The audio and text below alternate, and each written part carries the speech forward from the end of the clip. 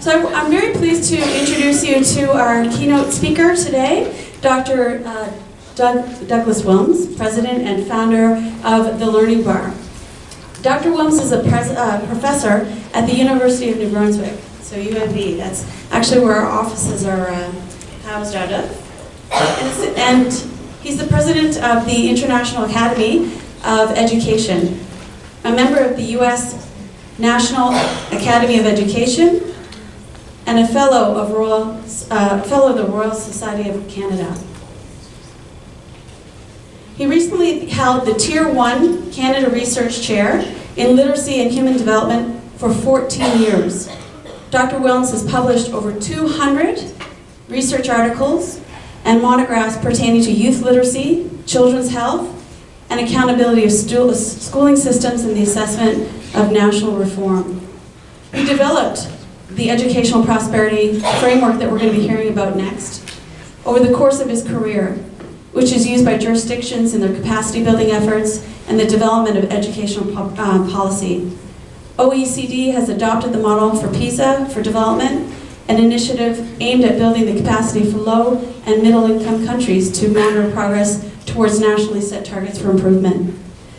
And these are all very impressive and credentials to lead with, but I want to tell you just very quickly about the man that I know, Dr. Willms.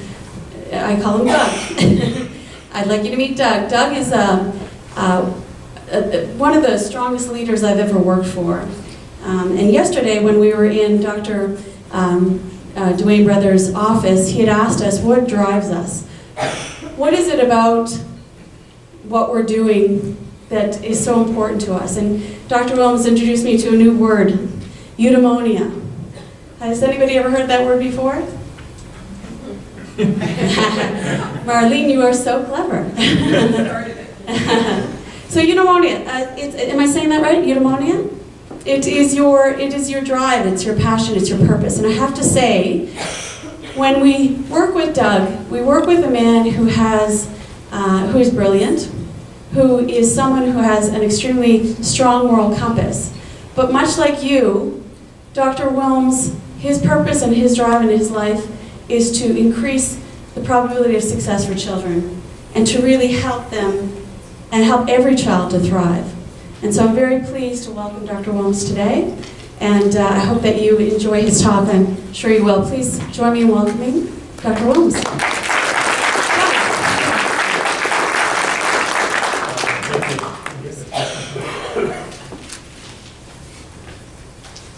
Well, welcome everyone. I'm so pleased to see so many people here.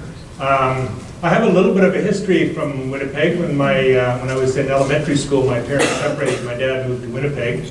And so I used to, even in, I think it was about grade 6 was the first time I walked out on the highway with my little backpack and put my thumb out. In those days it was quite safe to hitchhike. And I'd hitchhike to Winnipeg. I'd usually get here in about 8 hours from Moose Jaw and see my dad and then hitchhike back home again. You can't do that nowadays, I'm afraid. But anyway, so I have some history at Winnipeg, and it feels a lot. Just coming back to the prairies always feels like home to me, wherever it is. And thank you very much, Gordon, for kicking us off. He really speaks my language, you know, when he's talking about 1 year of growth in 1 year, as opposed to say where the kids are.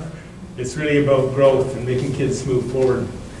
But not to embarrass Gordon, but we worked on this report called Reversing the Trend in Saskatchewan some 12 years ago. And I think they haven't really reversed the trend yet, but Gordon single-handedly has been reversing the trend in this small group of schools, and I think that's really exciting. At that time, there was a reluctance for First Nations people to share their data with the province, and that still exists to some extent, but actually it's a much more open system now with respect to data. And the embarrassing quote is, I remember Gordon saying, you know, I'm just sick and tired of my kids coming to school once a year for Cultural Awareness Day to teach the kids how to make pemmican. I wanted to learn how to read, damn it. And I'm sure they all have learned how to read and read well. So anyway, thank you very much, Gordon. So I'm going to talk about educational prosperity, and it's really an assessment model, which I developed in partly for this study called PISA for Development with the OECD, but it's also kind of culminates several years of work that I've done over the last 20 years. Work with our Canadian Longitudinal Survey of Children and Youth, and a number of other surveys that I worked with, including PISA and data from Saskatchewan, Manitoba, and so on.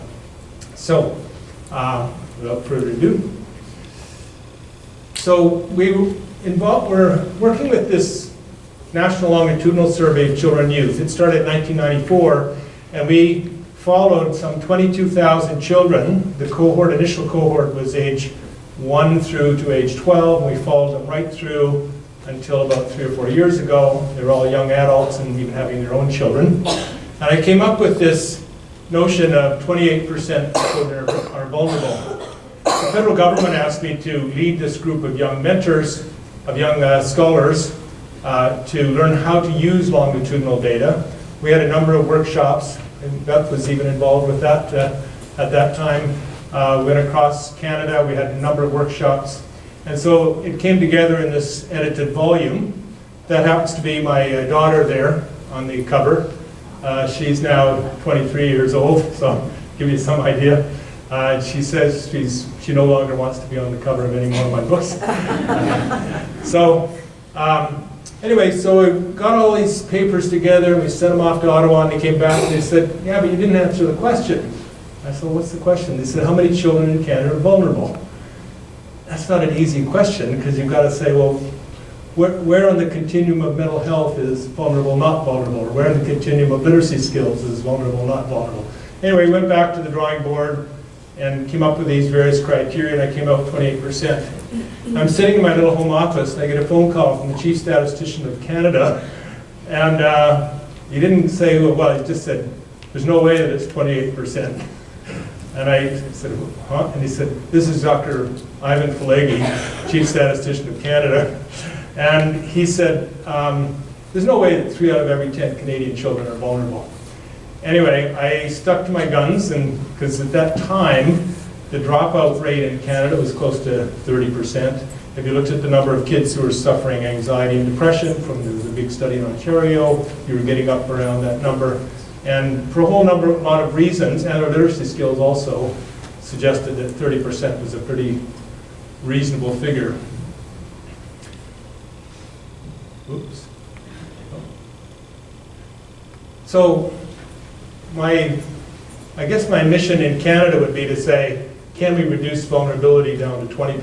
Is that a feasible goal? I'd be happy to get down to 25%, but 20% I think is a reasonable and attainable goal.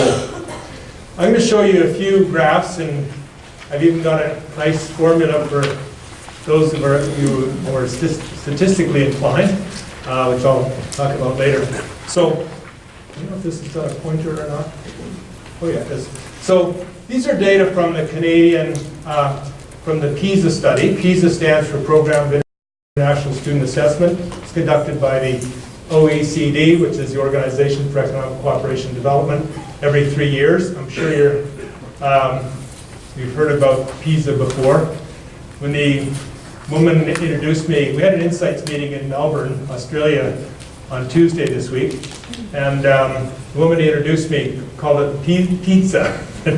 So, pizza is pretty good because it's either something you really love or something gives you indigestion. So that's probably right. So this is the PISA study, and this is scores on reading. So they have a reading test in each study, and it's scaled to have a mean of 500 for all of the OECD countries. Now those are the rich countries of the world basically, and a standard deviation of 100. So those who remember your statistics, about 2/3 of everyone is between 400 and 600, about 95% of everyone would be between 300 and 700.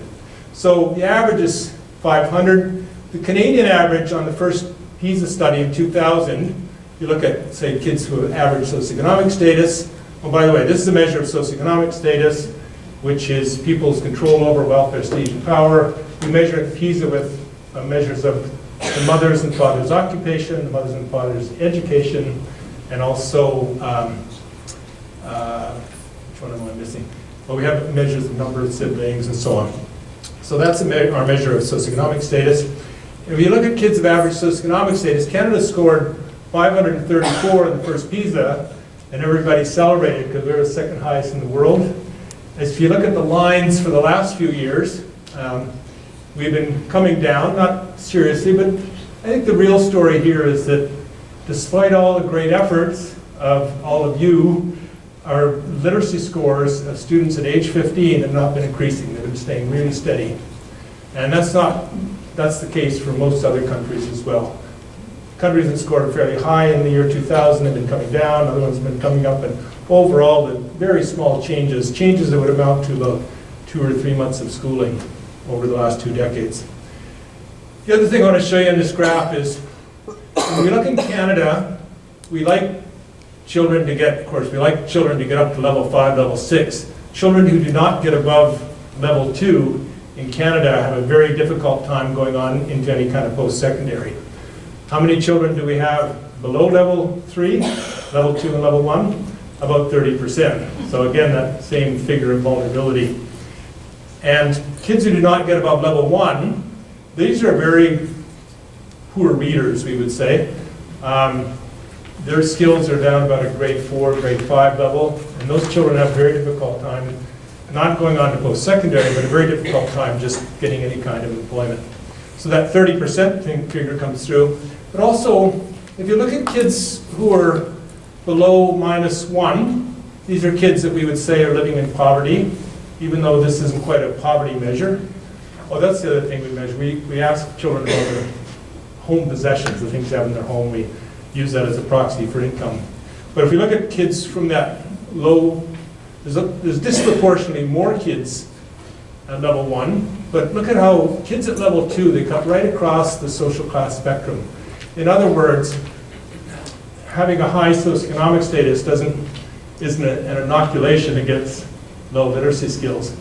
And any of you who happen to have 3 or 4 kids or more can tell you that, yeah, I've got one kid that's still struggling and another one that's not. And, so there's a lot of intra-family differences.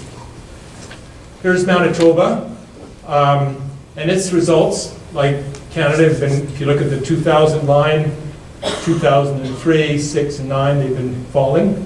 It's not a huge fall, so it looks like about 20 points or maybe 30 points, something like that. But it's not, it's a concern, and one wants to make sure that thing goes the other way.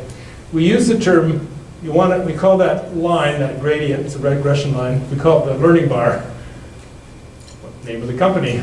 And we want to raise that bar up, and we want to level it. So we say we want to raise and level the learning bar. Because when you raise it, it means everyone's doing better.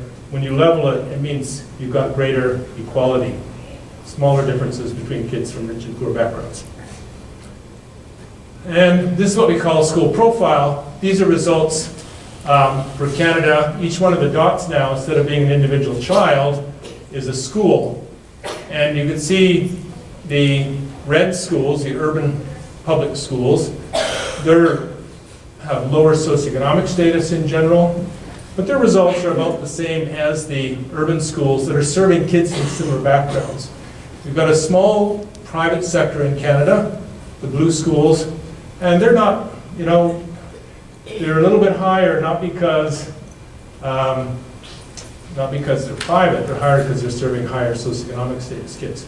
And the difference is about half a grade level. So when their kids are finished at age 15, they might have skills comparable to someone who's grade 10 and a half, whereas the rest of Canada grade 10. But those differences disappear after you take account of family background. So it's really about family background. If you're sending your kid to a private school, you might as well just find a really good public school because you'll do just as well. Okay, and there's Manitoba. Now, I don't know if you can see I keep the Canada dots in the background there in gray. Can you see those? And so what's interesting about Manitoba's profile is that it's very flat. So we like flat, because flat means smaller differences between kids from rich backgrounds and poor backgrounds, but we like the bar to be a lot higher, right? We don't want to achieve equality by dumbing down one group of kids. In Ontario, a while back, after about the third cycle of PISA, they didn't do very well, but the result, the difference, this was in a math, the results between boys and girls changed, and it wasn't because, I know I was reading, it wasn't because the boys did better, it's because the girls did worse. So the gap between them was less. So that's not what we want. We want to raise everyone up. So here's a graph showing youth literacy scores for children. And this is kind of a measure of vulnerability. How many children do you have that are vulnerable, that is, have literacy scores below level 3? And there you can see Canada in that year in around 25%. Germany, US, much higher level of vulnerability. Finland low. So you can see we're doing relatively well, but I still think that could be lowered to around 15 or 20%. When you get below a GDP of about 15,000, then you start getting a lot higher levels of vulnerability. And those higher levels of vulnerability are really entrenched in the poverty of those countries. So you can see big differences. When does that start? That's the educational prosperity story. So here's a little boy, compliments of Treaty 4, photographed by Treaty 4 photographer. A little boy coming home from school after his first day in kindergarten. And if things stay the same in this country, child will have just a little bit better than a 50-50 chance of finishing high school. This little boy is in the school, I think this was taken about 3 years ago, so at 12, we want him to graduate, say, by 2027. And actually, in our Confident Learners program, we say that when they open a program, when they launch it, we say, this is the class of 2029 to these kindergarten kids. That doesn't mean much to them, but just mentally, if you say that over and over, that you're in the class of 2029, very inexpensive thing to do, but it sets that goal of you're gonna finish high school. So, a lot of our assessment models are based on this notion of, Manitoba is a bit of an exception in Canada, I'd say, for the most part. Most of the provinces, they test kids at grade 3, grade 6, grade 9, and so on. And they say, well, which schools are doing really well and which ones are not doing well. And then the natural question that follows is, why are they not doing well? What is it that makes a difference? With the PISA study and with a number of other of our big international studies, there's a big one in Latin America, another one in Africa, we've been on what I call the quest for school effects, where we've been saying, what are the factors that make some schools successful and other schools not successful? And we end up with this long laundry list of factors going from, I can't get the clicker to work, but you can see on the right there, pre-service training. Oh, we need to improve pre-service training. Or we need to have better professional development. We need to have computers for all students, and so on. And so you end up with this long list of factors, and it's really hard to grasp on and say, what is it? Not only that, these things are measured with a cross-sectional study. It's one snapshot in time of 15-year-olds or grade 6 students or grade 3, and you can't really make a causal inference to say this is causing that. If we bought all computers for all students in Manitoba, would results go up? Probably not. Maybe not. Maybe in the longer term they might, but it isn't the magic bullet. So when you think of academic achievement, if you want to know how well a child is doing at age 15 or whether that child's going to graduate from high school, you want to know the long history right back, not just to birth, but right back to conception. What is it that brings that child up to being a successful student? So the idea of educational prosperity is it includes a core set of metrics for success at 6 stages of schooling, 6 stages of development across the life course from conception to adolescence. And so we have a set of outcomes at each of those stages that we call prosperity outcomes. And we also have the foundations for success. What are the things that are driving those outcomes along the pathway? So this is our new infographic that I quite like. You should have seen my ugly old slide before. It was just a set of boxes. But you can see the prosperity outcomes, the ones in gray there, going right across the life course. So what are the things that you want during the prenatal stage? You want healthy pregnancy and a safe delivery. When you get to age 2, you want good physical development, good language development, and so on. Right along the life course through to age 15 is where you do the PISA study, and then finally in graduation. And those outcomes are quite universal. One could quibble over them. They become less universal maybe at the very end, because some say, well, we want everyone in our country to have 2 languages or something like that. But generally, who doesn't want good reading literacy, good numeracy? Who doesn't want to have good physical development, language development, and so on? So at each stage of development, we have the foundations for success. These are the things that drive those outcomes. So you'll see, for example, at the prenatal stage, you want good nutrition, lack of exposure to toxins, good mother's physical and emotional health. You want good safe deliveries in the prenatal care, good primary health care, and then also finally community, family and community factors. So I'll be explaining each part of that model as I go along. And as I go along, I'm going to talk about some of the tools that we've been developing to try and measure these things and the interventions that are associated with them. So for several years, I was involved with the group with the Canadian Institute for Advanced Research. It's based in Toronto. And they have various programs that they consider of fundamental importance to Canadian society. So we had a program on socioeconomic gradients, i.e. the learning bar, saying how can we raise and level the learning bar, but also asking why does that learning bar get entrenched in our society? And what's really interesting for me is when I look at different countries, they'll have their learning bar, and if I looked at, say, Poland, theirs has been remarkably steady, much lower than ours.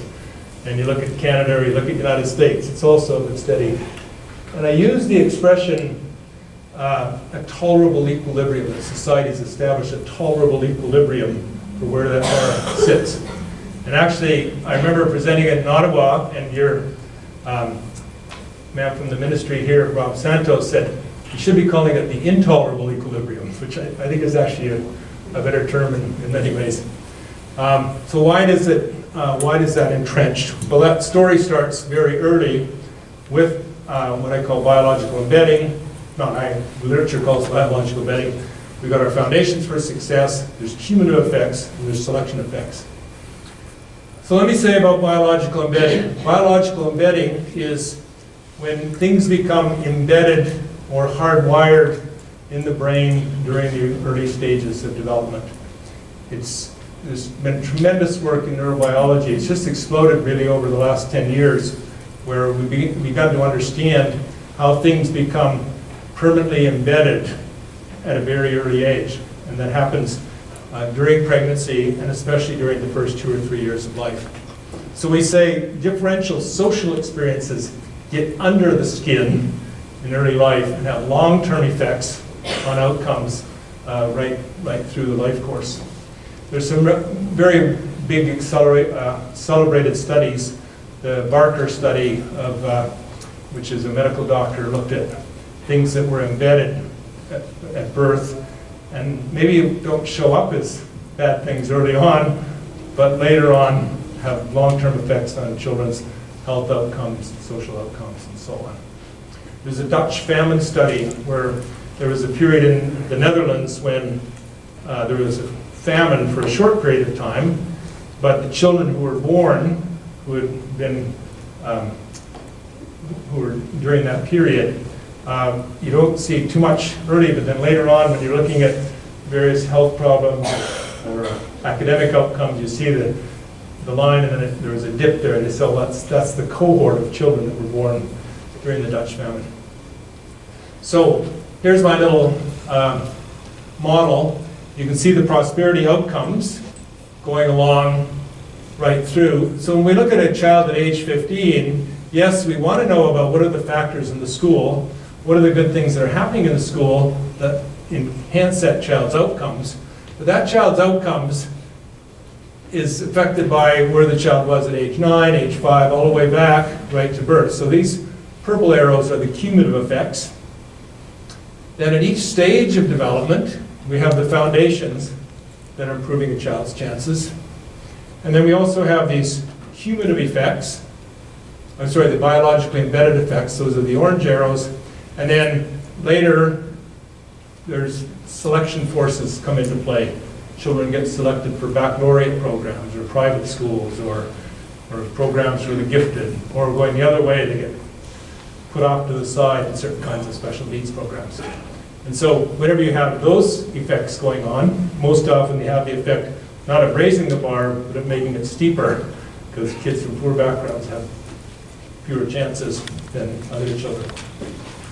So on we go. So during the birth period, we want healthy delivery, no exposure to toxins and so on. And when we say these differential experiences get under the skin, in our Canadian National Longitudinal Survey, for example, mothers who are from higher social class backgrounds, more well-to-do mothers, they're more likely to breastfeed their babies than mothers from poor backgrounds. When we look at things like smoking, mothers from richer backgrounds are less likely to smoke during pregnancy than mothers from poor backgrounds. And you can look at a whole host of factors that we know are related to a healthy pregnancy: good nutrition, not exposure to toxins, no drug use, all of that. Those things are related to socioeconomic status. And so we use to say differential social experiences get under the skin because they have long-term effects on children's health, learning, and behavior. After the child is born, the child has billions of neurons, and during the course of development, those neurons connect to form synapses. And those synapses are connected in response to environmental stimuli. And so when you think about achievement of a kid at age 15, so it's from a high social class background, it's not about hereditary. It's not they have smart parents. Actually, one of my students, she won a big scholarship to go to Oxford. I'm forgetting the name. Rhodes. Rhodes Scholarship, yeah. Anyway, so she was, everybody was excited, and she was in the newspaper, and her father was with the RCMP, and he went into work, and all the guys said, "Oh, congratulations, congratulations. Your wife must be really smart." So anyway, it's not about heredity, nor is it about environment. It's about the interaction between both. That, it's a stimuli that children get during those first few years of life. That's important. If any of us covered one of our eyes, comes from work of Max Sinatter at University of British Columbia. If any of us covered an eye for 3 or 4 months and took the patch off, we would regain sight in that eye within a couple days. But a child in the critical period, being the first 2 years of life, if they have an eye patch, and then you remove that patch, they never regain sight in that eye because that part of the brain is actually not being mapped out. Right? And so a whole lot of things go on, both positive and negative, that cause those synapses. And you can see all this on MRIs nowadays. It's really very impressive. Another example is there's a woman at the University of British Columbia, and I'll remember her name in a minute. She exposes non-Hindi children to Hindi words at age 3 months. And kids don't normally say their first word until about 12 months. Exposes them to Hindi words at 3 months. And at 9 months, those kids can still recall, they recognize the sounds of those words. And so something happens even at that very early stage. Janet Werner. It's at my age, and the brain just doesn't, those synapses don't quite connect as quickly as they used to. So birth to age 2 is that really critical period when you need strong foundations for success. One of my favorite slides comes from work of Janet Huttenlocher at the University of Chicago. And what she does is she has infants come in with their mothers and exposes them to the mothers work with the child playing games and stuff in a controlled setting. And she tracks the number of words that kids know, and she measures them at 12 months, 14 months, 16 months, 18 months.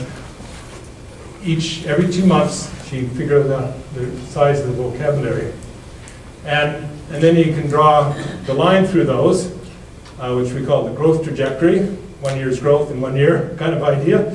And what's interesting is, first of all, you'll see that at 12 months, which is the age when children typically say their first words, by 14 months, usually there's a couple words and everybody's getting really excited. Always say mama, dada, so on. And then it just explodes for most children. But you'll see that there's huge variation. You've got there's 3 girls there, 1 boy, making very quick trajectories. So by 24 months, at 2 years of age, they're already got about 600 words. Then you've got other kids who are on slow trajectories, who are learning maybe 50 or 100 words. Really marked difference at age 2 years. Now some of those kids, I always say, you know that book, the book's Franklin the Turtle? You don't know if they're just kind of plodding along and then all of a sudden they're going to go, or whether they're, there's another book called Leo the Late Bloomer, and some of them actually go along slowly and then they'll take off. Our middle child, Maya, at 18 months, she had very few words, and we had her into a speech pathologist to see what's going on, and she came back and said, this child has a problem. And I said, well, what is it? Got over anxious parents. So indeed, she did eventually become that Leo, or whatever the female equivalent is. So, whoops, sorry. So there's a very nice formula for the average trajectory. And it goes like this. Those of you who are, again, mathematically inclined, you take the child's age in months, subtract 12, square it, and double it. And you'll get roughly the number of words the child will know by that age. So for example, at 24 months, you subtract 12, you get 12. Square it, you get 144. Double it, you get 288. So at 24 months, a child would typically know, if you go 24 months, go up the black line, come across, you get about 288 words. Now, the superintendent, Dr. Brothers, was still here. I was going to pick on him, because he'd be mad. He'd be the type that'd be calculating away and figuring, I should know 2 billion words by now. But actually it rises, you can tell him I said that. But it actually rises up and levels off, as you'll see shortly. But the main story here is that those critical periods during those first few years of life when things get biologically embedded. You can see the critical periods there for vision, hearing, and so on. So that's really fundamentally important, because the work of Susan Huttenlocher was later replicated by these scholars, Hart and Risley. They wrote a book called Meaningful Differences. And they show that children need to be exposed to a word about 7 times before those synapses connect. And those of you, most of you will work with young children, know that kids love to hear the same story over and over. And I think it's just the natural conditioning of adults to say, can you read it again, please, Mom? Read it again, please, Dad. They need to hear things 7 or 8 times before those words become part of their vocabulary. Cumulative development. So children develop their skills in a cumulative process as they make the transition from one stage to the next. And so the skills that you develop at one stage become assets for the next stage. So I presented this story in the PISA for Development study. We're trying to bring PISA into low and middle income countries. We're working in 7 countries. We have Guatemala, Ecuador, Paraguay, and Honduras, Zambia, Senegal, and Cambodia. And I've been to all those countries except for Senegal. I'm going there in March. I went down to Guatemala and met with the staff there that's running the project, and then I had an opportunity to meet with the minister. And I was presenting this stuff to her, and she said, "But don't you believe in resilience?" And I said, "Well, yeah, I do, but resilience is not a characteristic of the child." That, you know, the big thing in the US these days is they want kids to have grit. And they make it sound like it's a characteristic of the child. And it is to some extent, but it's a characteristic of the child and the family and the community and the school. And it's all those opportunities along the pathway. And I said, so when that little sperm hits the egg, you might have a Ronaldo being born, you know, the famous football player. And, you know, maybe there's this movement, it's maybe a Ronaldo or something a little bit less than Ronaldo, But if that child doesn't have a good prenatal environment, the range goes down. And you still can have good football players, but you won't have a Ronaldo. Somewhere in that range, and it's what happens all along the pathway. So resilience needs to be thought about what resources, what are the foundations for success that are being brought to bear on the child all along the pathway. And I think it's a much more optimistic story because people take away the biological embedding and they'll say, oh gee, it's all over at age 3, which is not the case. You need good results all along the pathway, good foundations. So let me say a little bit about the EYE. It's being used, as Gordon mentioned, province-wide in Saskatchewan, almost province-wide in Alberta, and a number of school districts here. And we have a number of people here who have been using EYE, and I think over coffee you'll be able to talk with people about it.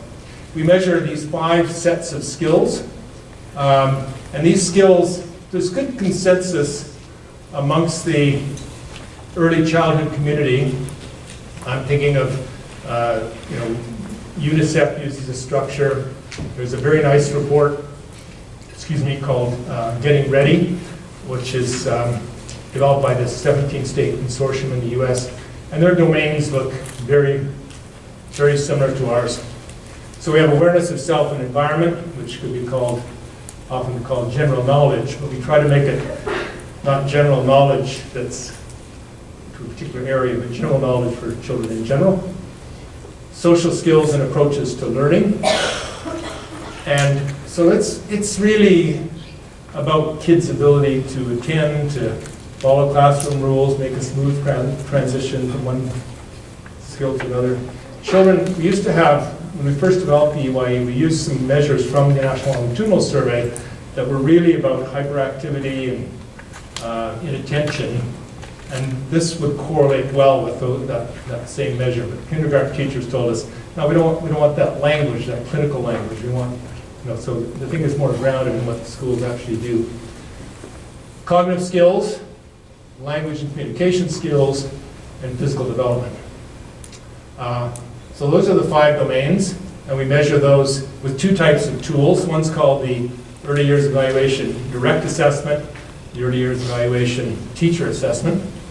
When we came up with that term, we thought it's the E, it's the I, which is kind of nice. Now everybody calls it the IDA. Huh? What's that? But we call it the Early Years Evaluation TA, Early Years Evaluation DA. So the Early Years Evaluation DA is an assessment tool where an assessor sits down with the child and goes through a battery of items. And within that battery, we mix up some of the physical development items. The kids are getting up and moving around. They're drawing pictures and so on. Kids love to do the EYE. Beth, I think, has probably done a couple hundred. I'm sure Christine is the same over the course of things. And it's very seldom you get a child that doesn't want to do it. We have some of my professor colleagues who say, oh my God, they're assessing kids at age 5. What next? They're going to be so anxious. We don't have any kids who are anxious. If the child's anxious, they're hanging on to their mother's or father's pant leg at the door and won't even come in. But most of them love to sit down and do it, love to show you what they can do. And we have our assessors are trained, and they give the kids a lot of feedback and so on. So we do that. It takes about 45 minutes. And then the assessor goes online, enters the scores. And how long does it take to get results back? Not like some other provincial kinds of assessments where it's 3 to 6 months. It takes about 3 seconds or less. It's very immediate, the feedback. And then we have the teacher-based assessment. Teacher-based assessment, the teachers observe the children for the first 6 weeks of school. We have some activities that we recommend for them to work with. So for example, children might have a little art lesson. They're drawing a picture of a person, and then say, can you write your name on it? So right away you've got 2 items covered. You'll know, can they draw a picture and what parts do they put on, and then do they know their name? Can they write their name?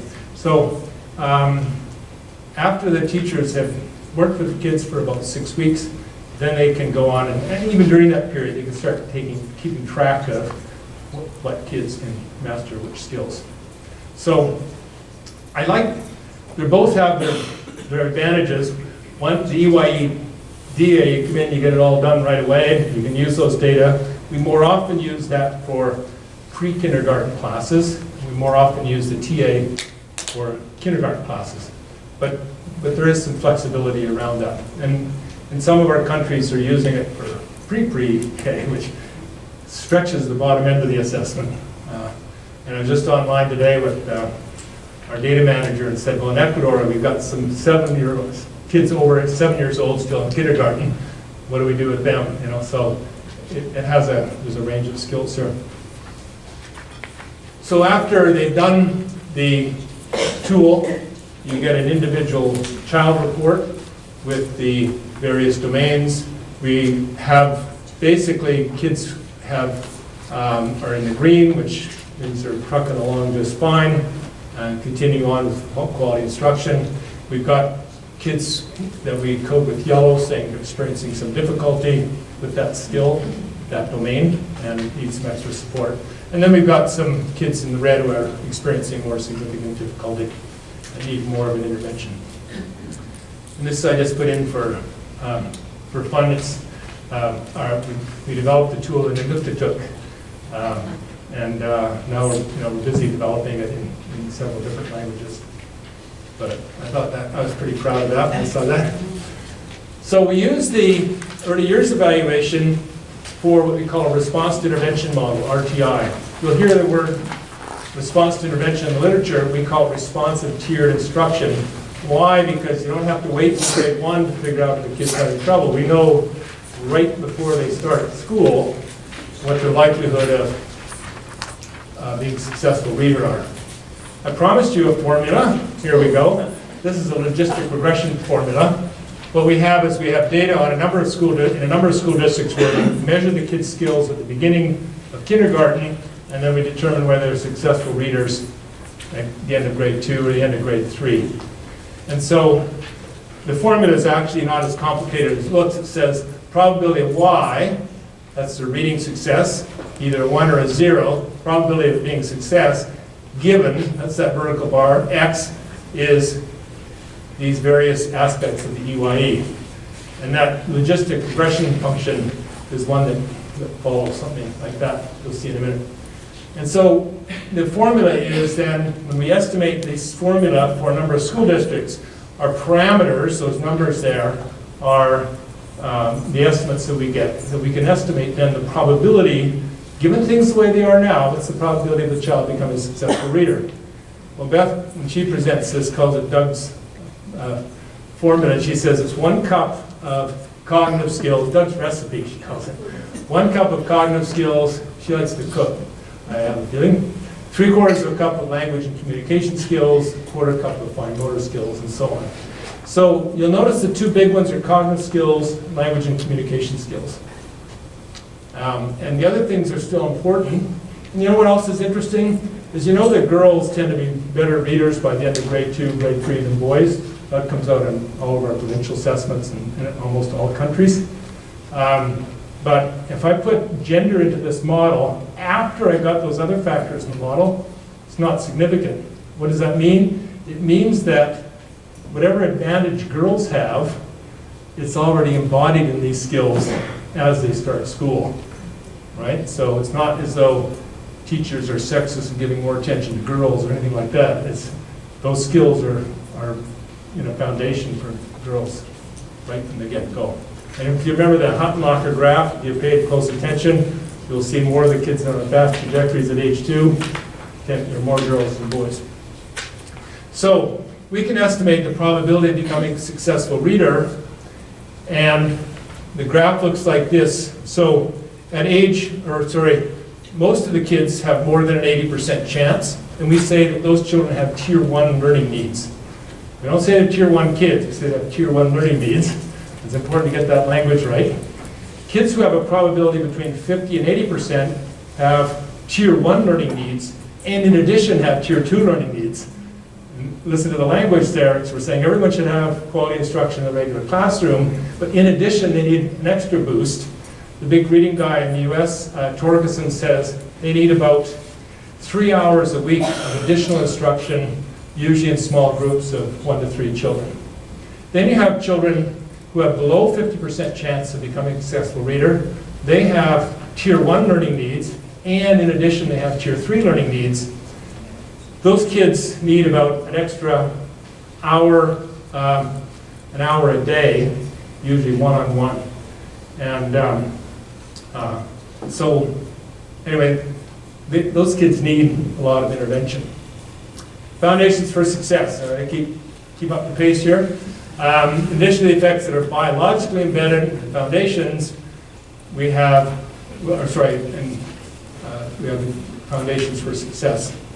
So here's kind of the big deal for educational prosperity at the school level. Now I'm talking kind of late primary school, secondary school. The key foundation there is keeping your eye on those 4 outcomes: academic achievement, attainment, engagement, health and well-being, and then the 5 foundations for success: having an inclusive environment, good quality instruction, material resources, family involvement, and learning time. Now, how did I pick those out of that whole myriad of factors? Remember I said the quest for school effects, there's a whole pile of factors. Why did I pick those? These are ones that are potent, pervasive, and proximal. Potent means these factors have not only an effect on academic outcomes like math and reading, but also affect health and well-being, affect how far kids go in school, affect whether they're engaged learners. In addition, they're potent and they're pervasive. So they're potent that they have strong effects on those outcomes, they're pervasive and they affect a whole range of outcomes. And so, yeah, the last one though is proximal, and that's the important one to understand. When I presented this the first time at the OECD, there was one of the funders from England said, but principal leadership, surely that's the most important factor of all. And I said, well, yeah, it's important, but it's only important if when principals acquire leadership skills, if they transform that into good quality instruction, material resources, learning time, and so on. Otherwise, you could have a great leader, but unless they're translating that into those 5 core factors. So from a monitoring point of view, when you're using the Our School data, we want you to think about those big 5 factors. What do they look like in your school? And those are the ones that you want to track over time. I use the expression, you want to have a relentless focus on the foundations for success. This is the model we have for the PISA for development, this study in low-income countries. So under quality instruction, we've got 4 measures. We've got 3 measures of inclusion and so on. And they look a lot like the Our School measures. Why? Because the Learning Bar developed those measures. But they're made contextually relevant for the countries that we're working in. And then you get on to the next stage, age 5 to age 8. We use the expression going from kindergarten to about grade 3 or age 8 or 9 is the learning to read, and then they got to make the transition to reading to learn. And that's actually enshrined now in a piece of the Saskatchewan legislation, is they want to get more children to learn to read to learn. And why? Because after age 8 or 9, the school curricula changes, and children are not really taught how to read anymore. Now they've got to read stuff. They've got to read health and social studies and so on. And imagine, and this was a quote from a guy named Ben Bloom, who was kind of one of the grandparents of educational assessment. He said, imagine the psychological toll of being a 9-year-old and coming to school and you see your peers just getting further and further ahead, and you're understanding less and less in your classes, and you can't do the homework and so on. And indeed, it's not much wonder when we look at kids who are struggling readers, they often, it's associated with poor well-being, anxiety, depression, and so on. So we developed this program, Confident Learners. We had some very good funding from Indigenous and Northern Affairs Canada over a 3-year period. And then since then, the Learning Bar has been funding it. So we put another $1 million at least into the program over the last year and a half. We're very excited about it because it's really come to fruition. It's a program that was developed with First Nations and for First Nations.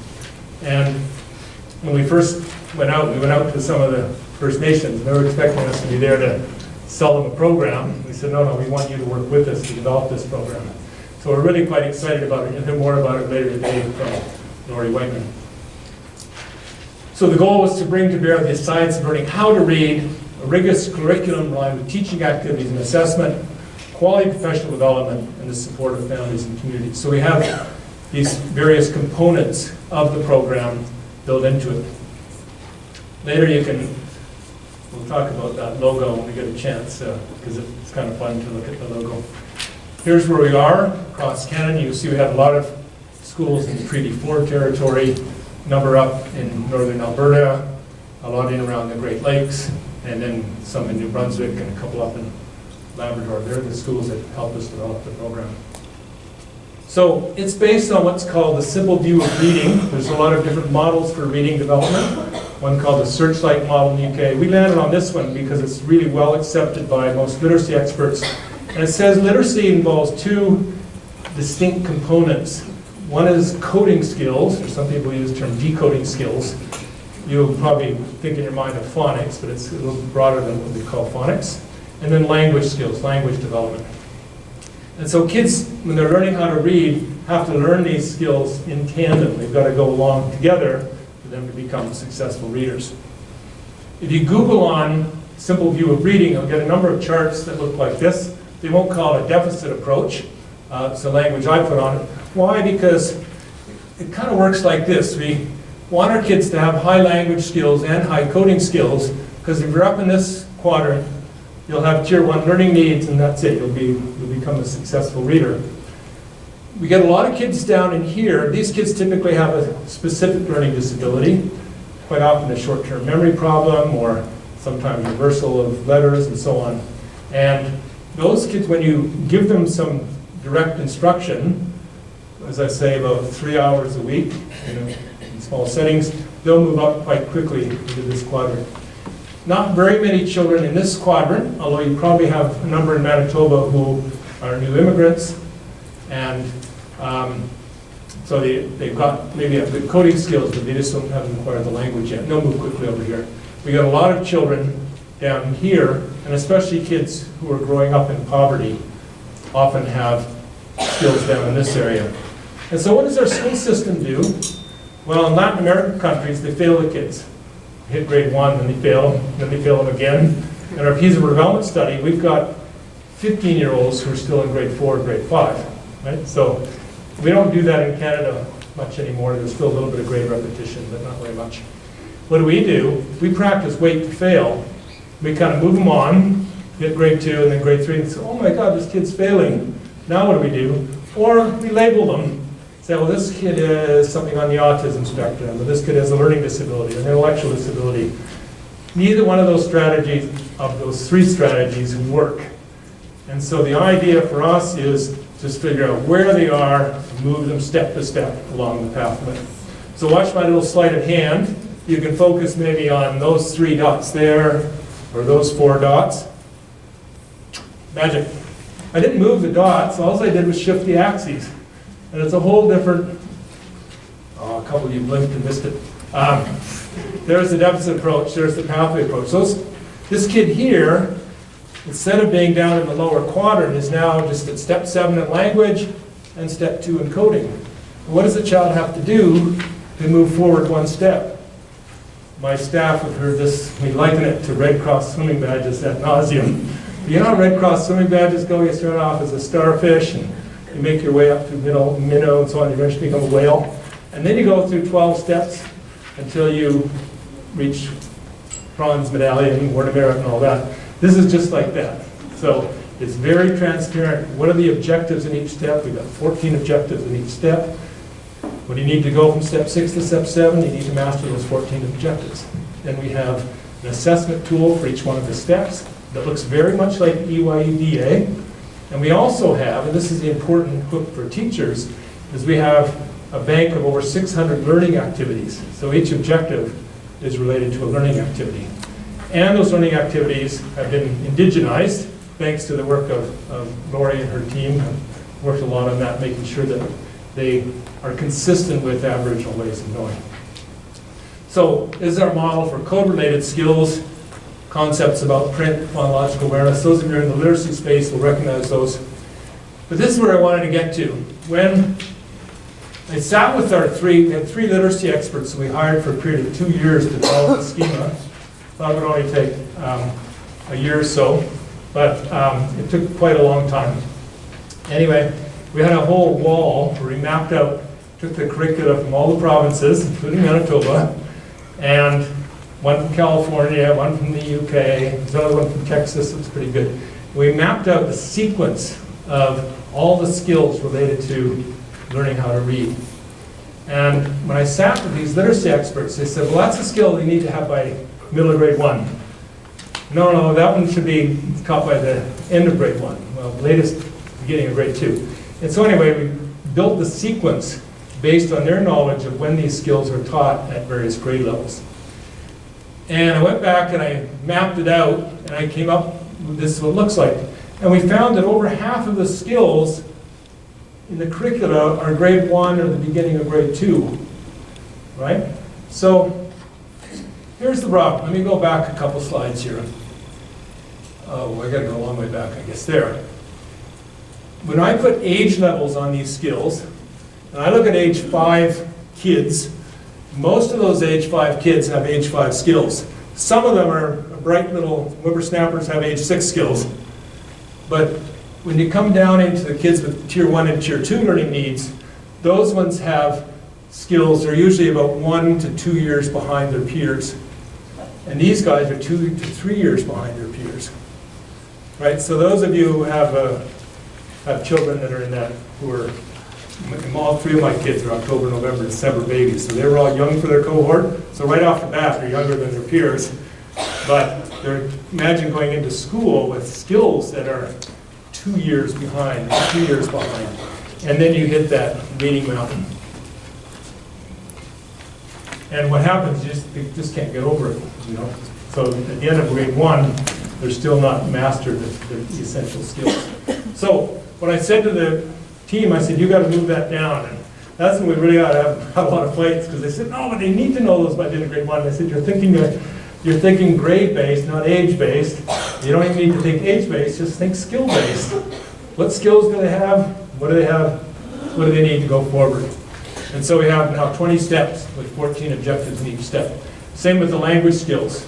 14 objectives in each step, 20 steps. So that's what Confident Learners is about. We figure out where they are on that literacy pathway, back to that diagram I showed you, and what are they going to need to go one step further.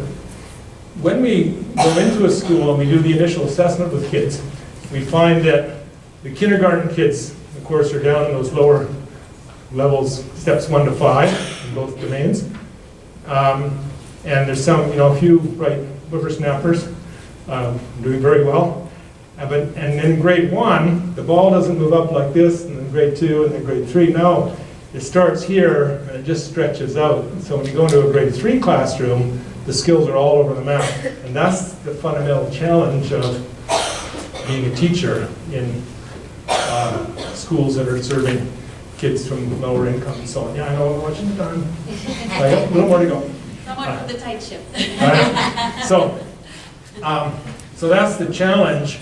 And so you gotta, one of the things for confident learners is people gotta get out of the mindset of, this is grade 3, I'm a grade 3 teacher, the ministry's hired me to teach grade 3 skills. No, because you've got kids in there that have kindergarten or group level grade 1 type skills. There's that link between modules and learning activity sets, and I could go on for a long time about that. And we know how critically important it is to have good literacy skills at age 5 or 6, and this is based on data from our National Longitudinal Survey. Kids who do not develop good skills by age 8 or 9 are on very slow trajectories, flat trajectories. Think of Gordon's thing of 1 year of growth in 1 year. They make 0.2 years of growth, about 2 months of growth every year, all the way through to high school, and they become demotivated and their motivation falls off. So one of the biggest components of this is building success with quality instruction. When we look at the Our School data for Canada, measures of quality instruction as perceived by students fall off, both boys and girls. Same thing with their extent to which they value schooling outcomes, effective learning time falls off, and so on. It's really what a downhill trajectory. We see the same thing when we do the work in Australia, such we call it the year 9 or the grade 9 dip. Things fall off, and then by grade 9 or grade 10, not doing very well. In our school survey, we have measures of school completion. We have these different types of students. And I just want to show you, we got these guys here, the engaged students, ones everybody loves to love. We've got another group of kids that are about 17% of the population in Canada who are disconnected from school. These are kids who are just getting A grades. They're on the cusp between B and A, but they're really quite disconnected, have poor social engagement. And once I saw that, then I added mental health to the model, and indeed they have high levels of anxiety and depression. These two groups down here are your poor readers. 19%, 17% plus 9%, close to that 30% mark again. And they fall into two groups, some that are struggling to be engaged and those that are completely alienated. And what's really striking is real high levels of anxiety and depression. Usually those alienated kids, we just think of them as bad actors. They're not showing up for school and so on, but very high levels of anxiety and depression. So selection, I won't get into that because I've run out of time, but basically the story is as kids reach higher and higher levels of school, it's selected into different kinds of programs. And in a paper that I did for the OECD, showed that as selection goes up, average achievement for the society goes down. When smart kids and well-to-do kids from well-to-do families are selected into special programs, they do a little bit better, but not much. But when kids from poor backgrounds or poor initial skills are in with a more inclusive environment, less segregation, they do a whole lot better.